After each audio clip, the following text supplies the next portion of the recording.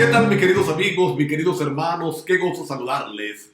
Me siento complacido y agradecido al Señor por la oportunidad que me está brindando de retomar las grabaciones de la lección de escuela sabática. Le pido al Señor que me ayude para que sea de motivación e inspiración, pueda ser un instrumento útil para cada uno de ustedes al hacer mi aporte al estudio de la lección de escuela sabática de esta semana. Estamos estudiando un folleto por lo demás muy interesante. Agradezco al Señor por inspirar a sus líderes a que nos presentaran el folleto que estamos estudiando en este trimestre, El Gran Conflicto, basado en el conflicto de los siglos, y la lección de esta semana se ha titulado Defendamos la verdad.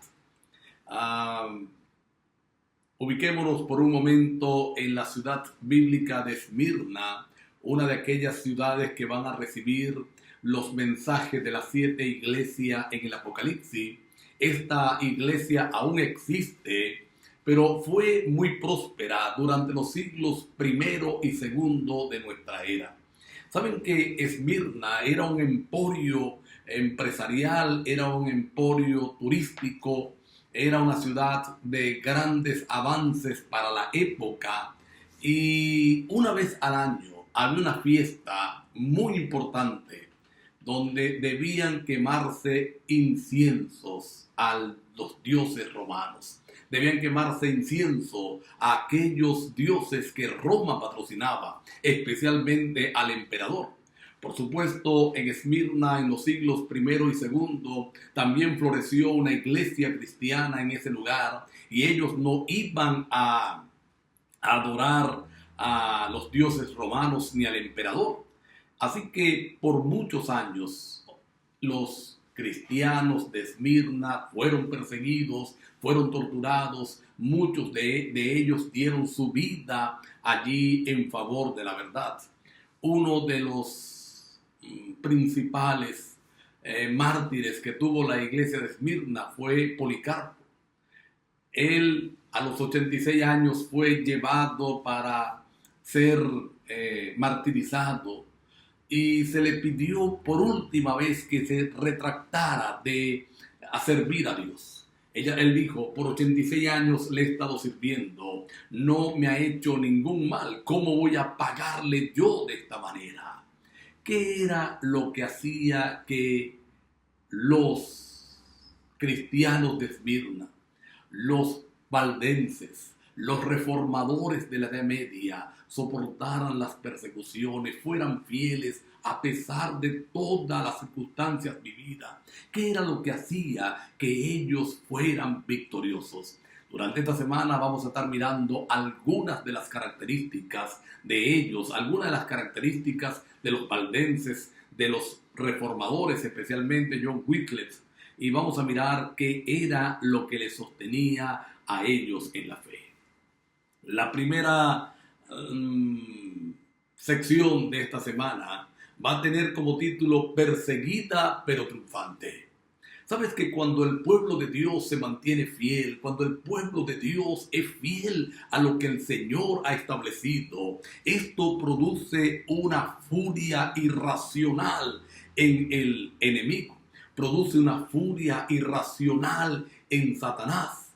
De hecho, Apocalipsis 12:17 describe al dragón persiguiendo a la iglesia y a sus descendientes con gran ira, dice la palabra de Dios. Y la ira entendemos que es una furia descontrolada. Y esa ira por mucho tiempo puede producir también persecución. Vamos a mirar dos citas que aparecen acá en esta sección. Daniel 7:23 al 25 y Apocalipsis 12:14. Ambos eventos van a hablar, o ambas citas, van a referirse al mismo evento: la persecución de la iglesia por parte de un poder que se levantaría aún dentro de la misma iglesia, y ese poder entonces haría arreglos para que el cristianismo, entre comillas, se suavizara para las personas no cristianas y pudieran llegar más fácil y perseguirían a aquellos que quisieran hacer bien. ¿Qué fue lo que fortaleció a los hombres y mujeres que se mantuvieron firmes durante este largo periodo papal? ¿Qué fue lo que hizo que ellos fueran triunfantes?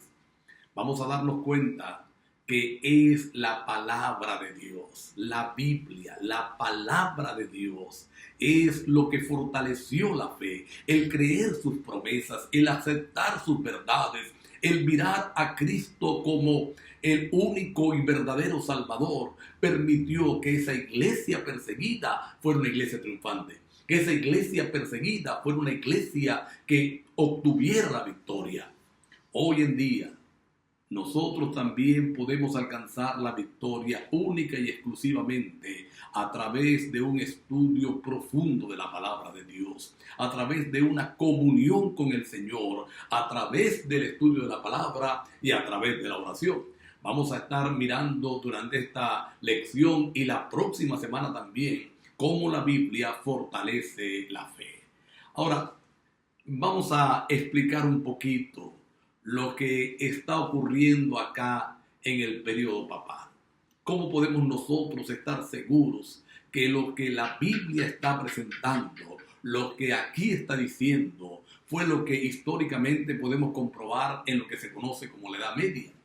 Mira que ambas citas que ya leímos anteriormente o que ya hicimos referencia anteriormente van a hablar de un periodo de tiempo que lo vamos a encontrar en tres formas diferentes: 1260 días, 42 meses o tiempos y la mitad de un tiempo, 3 años y medio. En la profecía, según Números 14:34 y Ezequiel 4:6, un día equivale a un año. Un día equivale a un año literal. Así que vamos a mirar que los tres periodos de tiempo se refieren a la misma cantidad y van a referirse también al mismo evento. 1260 días, 1260 años. Si tenemos 42 meses y los multiplicamos por 30, que son los días oficiales que trae un mes, también nos va a dar 1260 días. Pero vamos a la otra cifra, 3 años y medio. Si multiplicamos 3 años por 12 son 36, más medio año, 6,42, los mismos 42 meses, los mismos 1260 días o los 1260 años. La Biblia describe que durante este periodo la iglesia papal, Roma papal, tendría la supremacía y perseguiría a la iglesia y haría gran daño a ella. Lee otra vez Daniel. Lee otra vez la cita de Apocalipsis 12:14, cómo el dragón se llena de ira para perseguir a la iglesia. Ahora mira, Daniel va a presentar en la visión de las bestias que surgen del mar, que aquella bestia terrible y espantosa que no tenía ninguna forma para describirla humanamente hablando. Surgen de su cabeza 10 cuernos, pero 3 cuernos serían derribados y un 11º cuerno ocuparía el lugar de ellos. Este cuerno lo describe la Biblia como que tiene ojos, boca, habla grandes blasfemias, aunque no es el propósito de esta lección. Describir a ese cuerno es interesante, es necesario, porque nos ayuda a comprobar lo que estamos diciendo. Ahora, mira, ¿quiénes fueron esos 3 cuernos que fueron derribados? ¿Quiénes fueron esos 3, que cayeron frente a este cuerno pequeño que es diferente a todos los demás?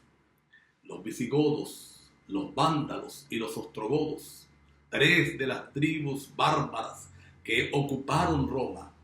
Entonces desafiaron la autoridad papal, desafiaron la autoridad de sus enseñanzas, algunas de ellas bíblicas, pero fueron derrotados en el año 538.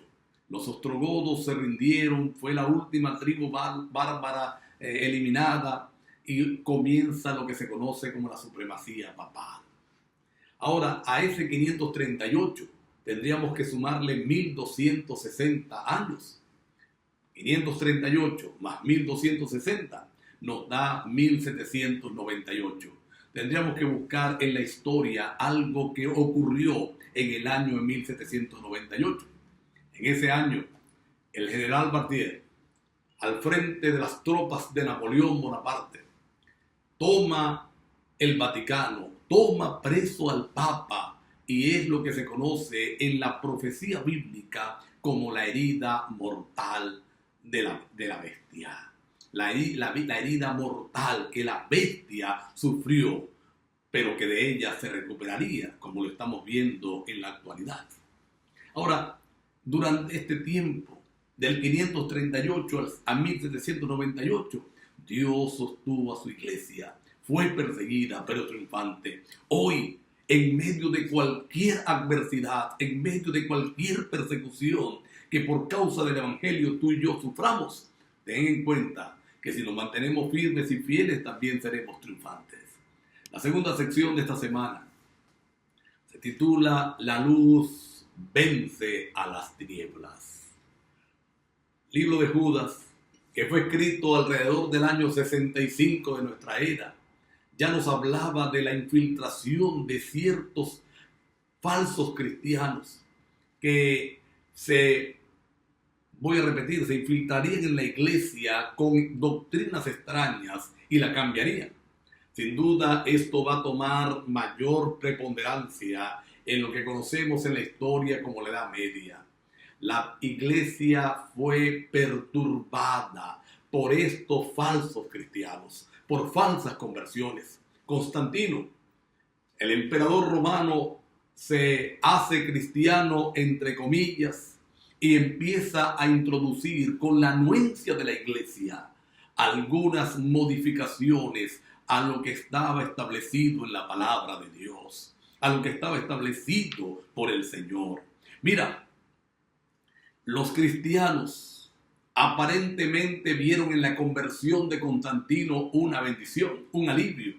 Él vendría a poner paz, a terminar la persecución, pero delante de lo que él haría y de lo que la iglesia haría posteriormente, la persecución era una bendición.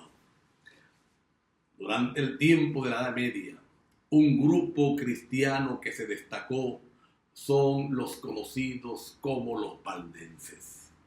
Los valdenses huyeron, vivieron en cuevas, vivieron en cavernas, huyendo de la persecución de Roma e intentando vivir su vida de acuerdo a los principios del Señor.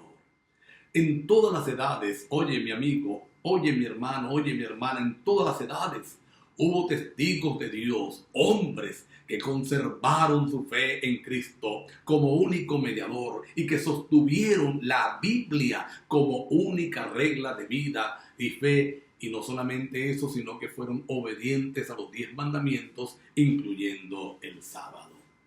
Ahora, los valdenses se destacan.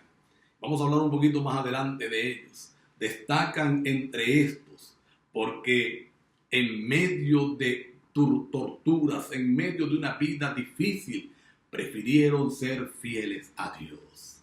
Ahora, el mensaje del Apocalipsis termina diciendo que allí en la iglesia que estamos estudiando, que la corona de vida sería dado a aquellos que triunfaran.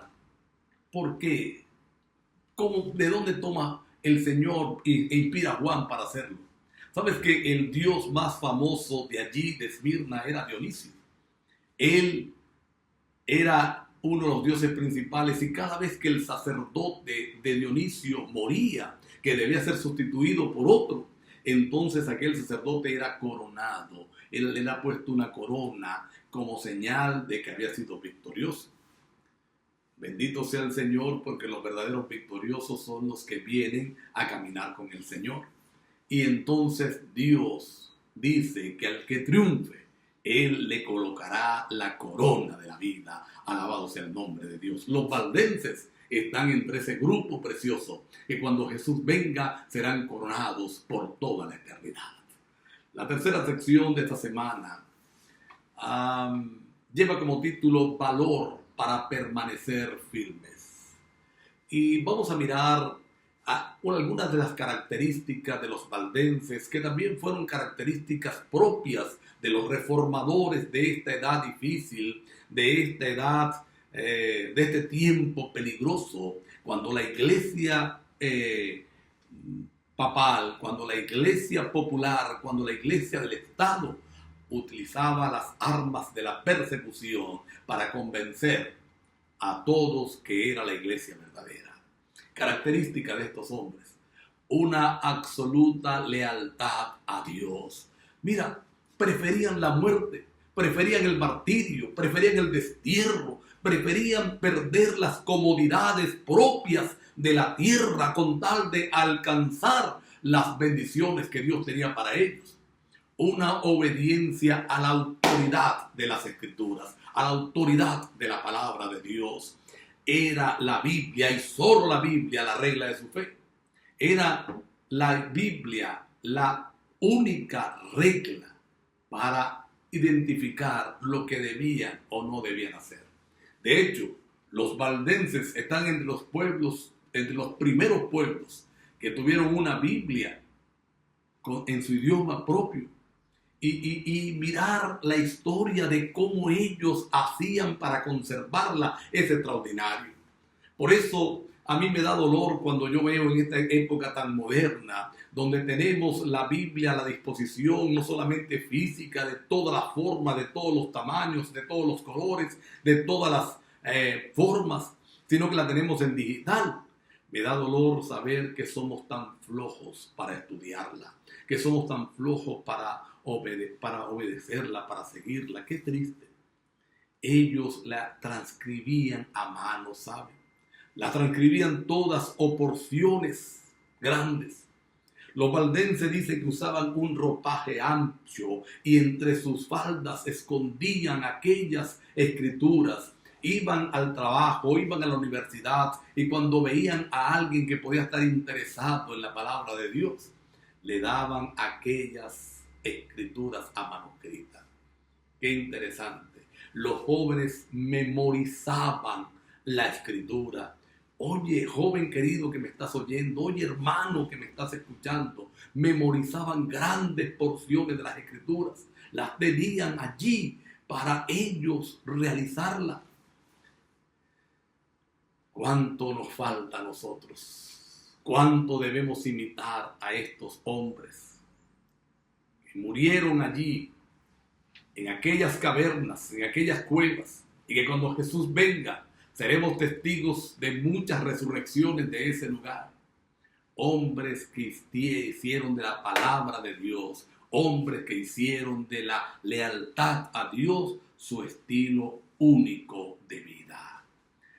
Nosotros tenemos que aprender. Por eso Proverbios 4:18 dice que la senda de los justos es como la luz de la aurora, que va en aumento hasta que el día es perfecto.